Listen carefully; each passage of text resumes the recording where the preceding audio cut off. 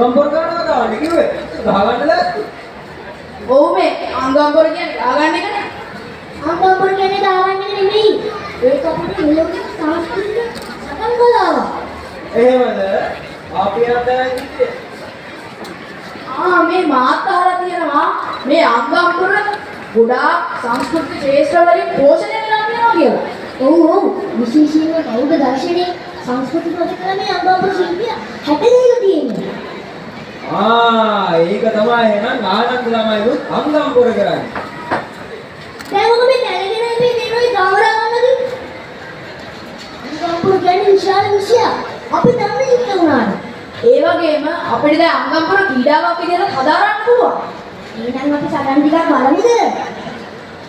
ඔයගොල්ලෝ බලන්න කැමතිද?